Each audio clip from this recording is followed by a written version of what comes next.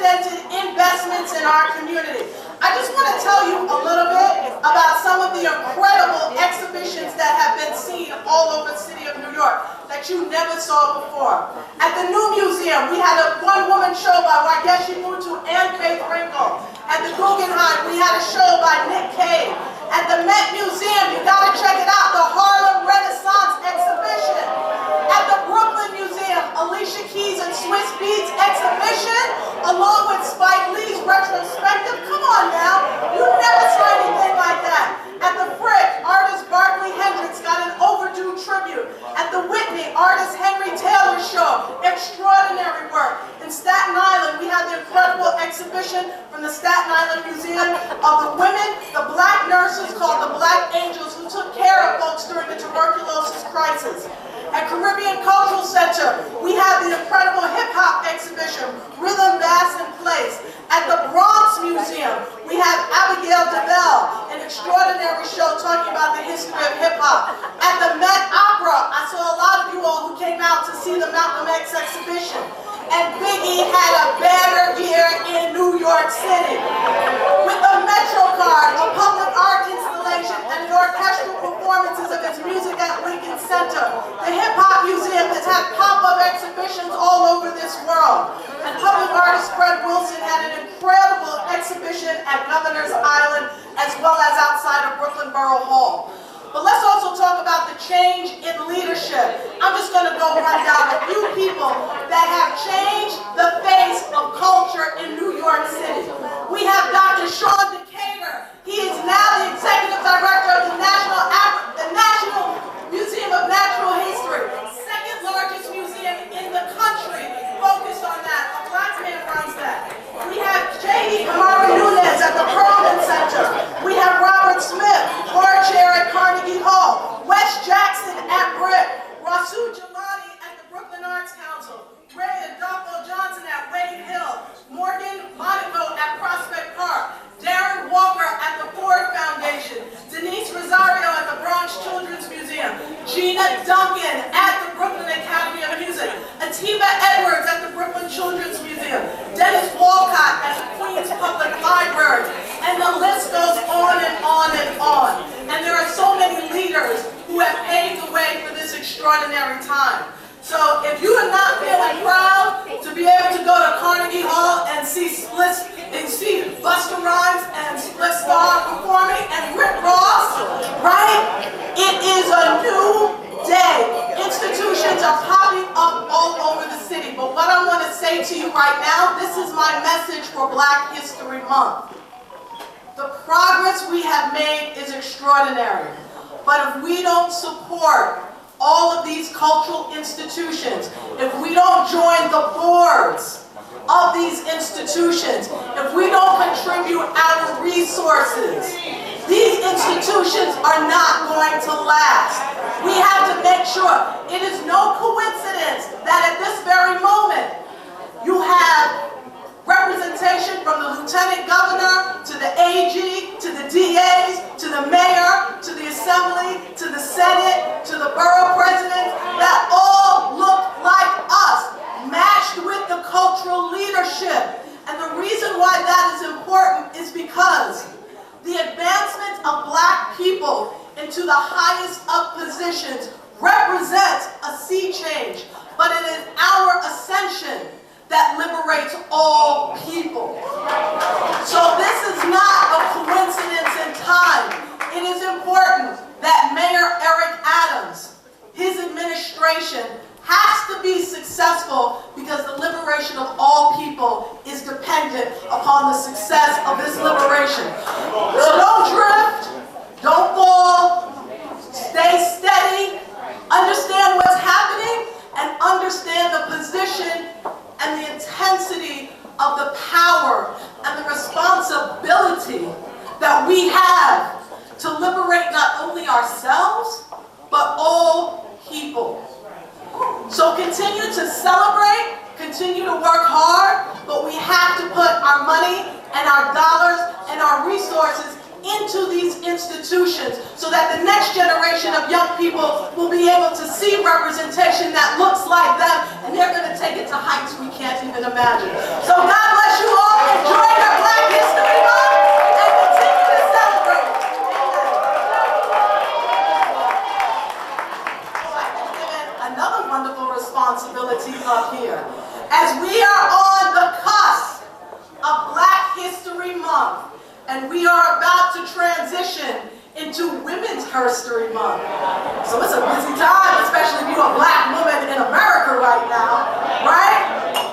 Because we are doing incredible and extraordinary things. I want to bring to the stage a strong Black woman, a dynamic woman who on so many levels holds this city together in partnership with Mayor Eric Adams. She makes sure that Mayor Eric Adams has a partner in government who is loyal, who is strong, who has his back, does not falter, does not waver.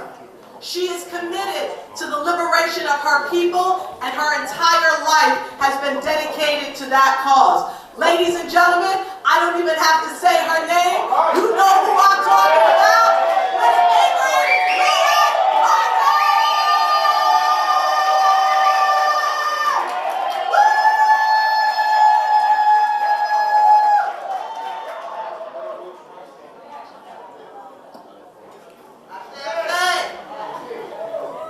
My nephew's in the audience.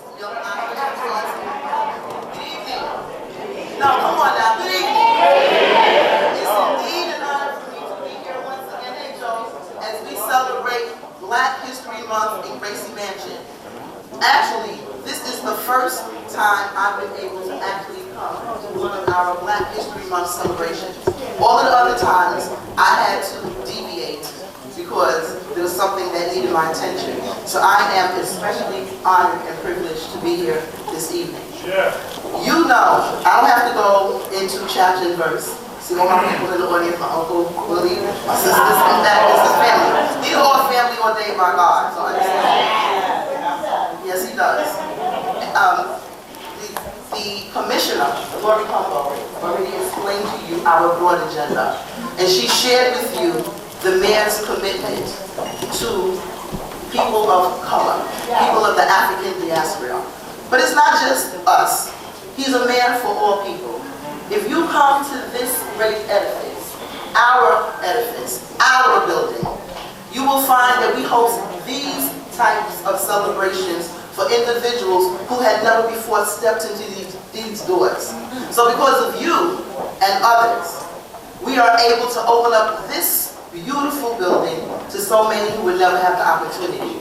But it gives us special privilege when we open it up on Black History Month. I believe that Black History Month is every single month of the year because we have contributed to the entire world, not just America, the entire world. If you know our history, you know all of the great things that we as Blacks have done through our African ancestry.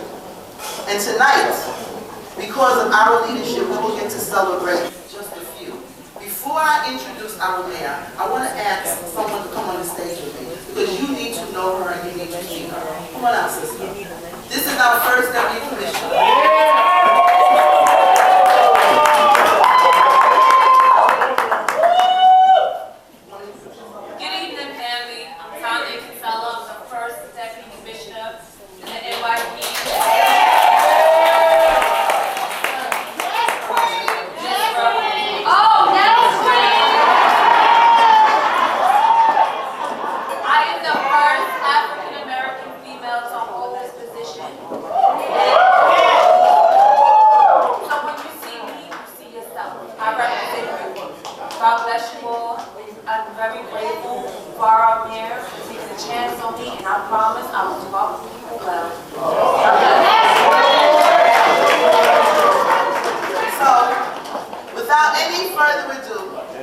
Without any further delay, I know I am not introducing our 110th Mayor of the City of New York to you, but I am presenting to you the gentleman that you all had enough sense to elect to be the 110th Mayor of the City of New York, Eric L. Adams.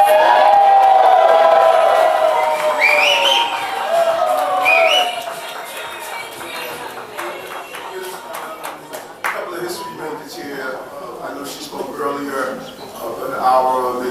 also President Mr. Gibson, first African American to be president of the borough of the Bronx.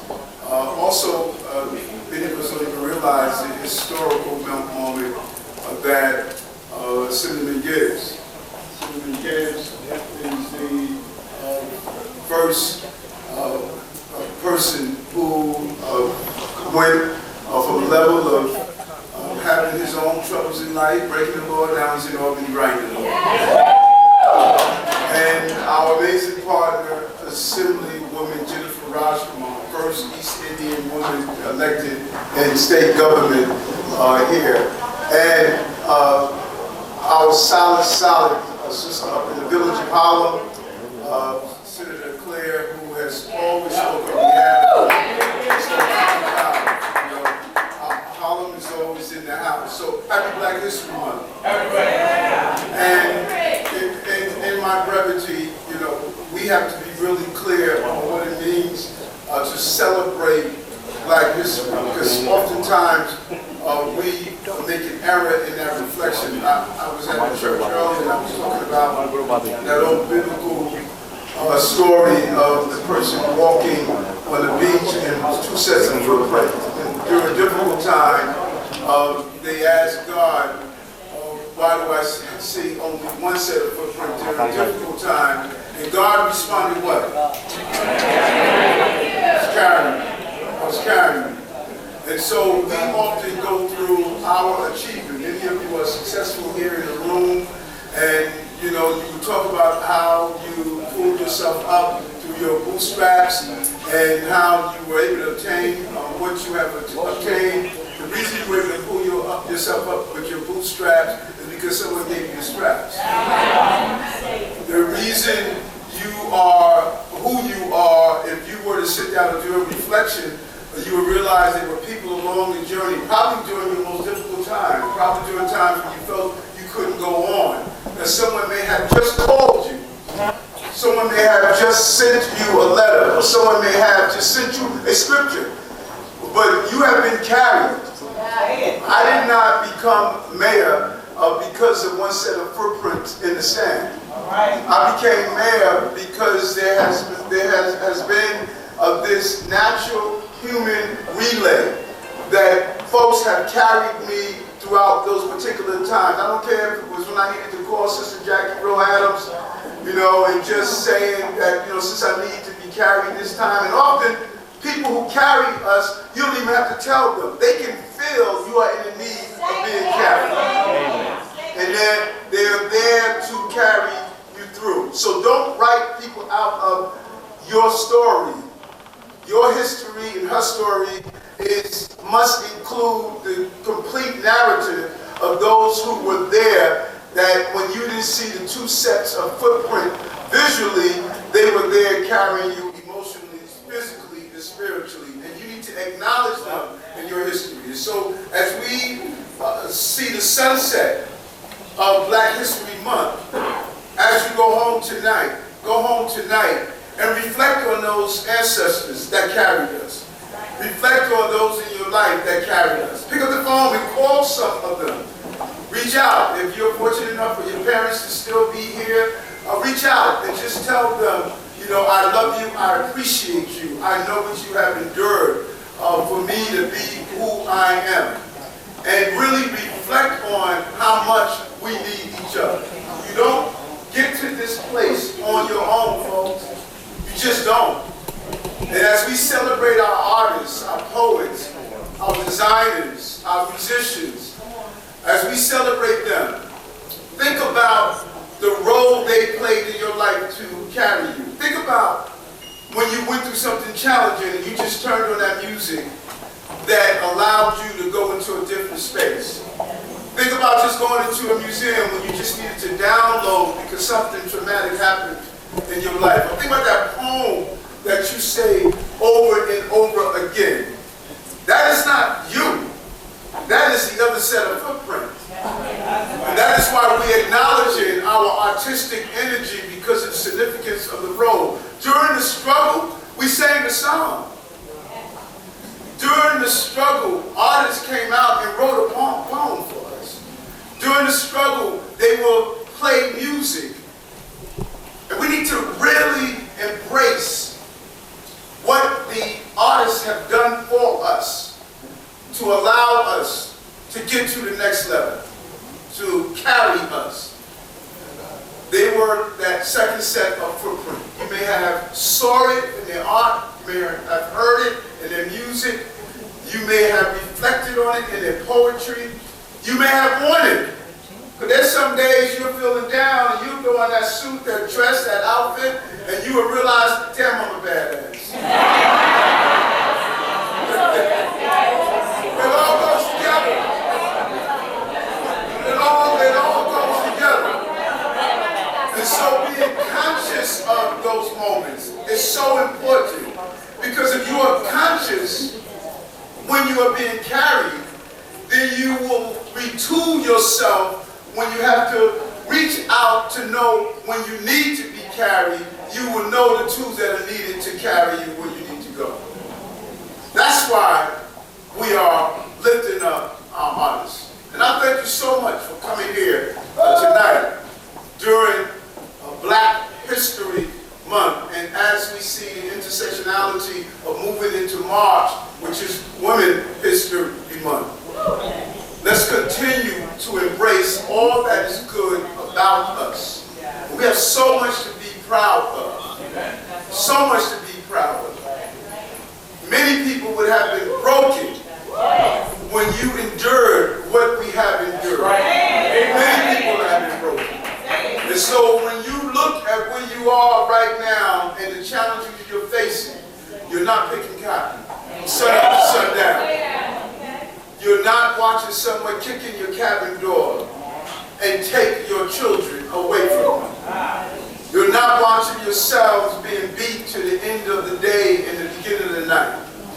We are who we are because those who went through that said they're going to prepare a time and place that not only would you have the first African American to be the vice president, but you will have the second African American to be the mayor of the city of New York. And it's because of them we are who we are. So I thank you.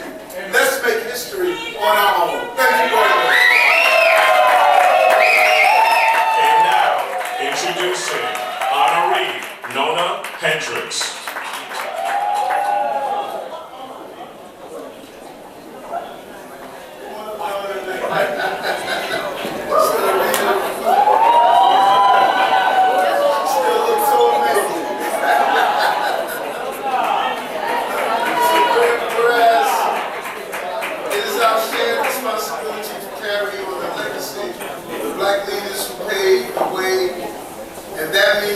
Ensuring our commitment to action and justice is not fulfilled passively.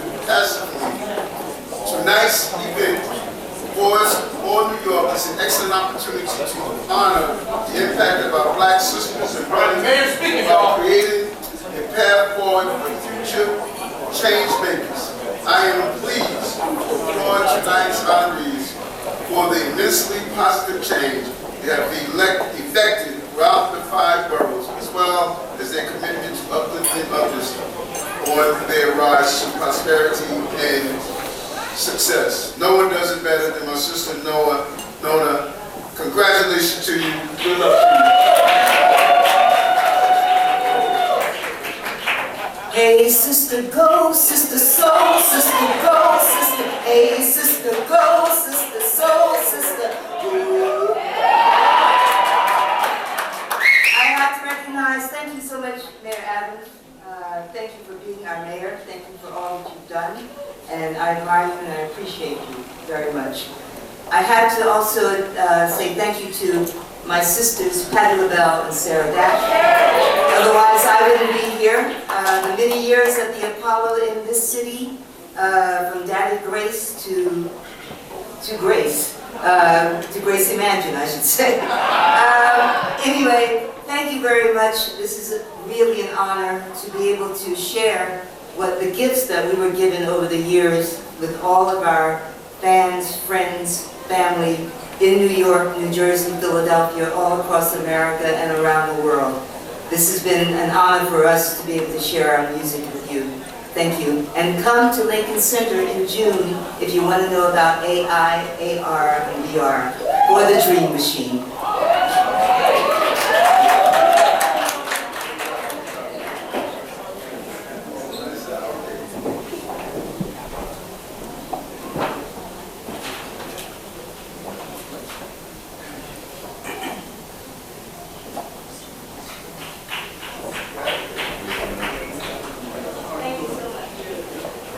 Introducing Honoree Ray Oldapo Johnson.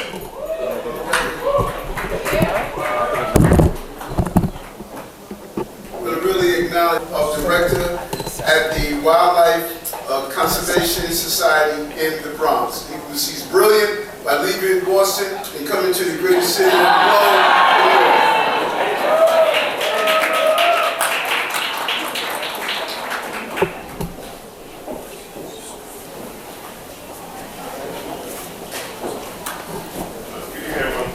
Thank you all very much.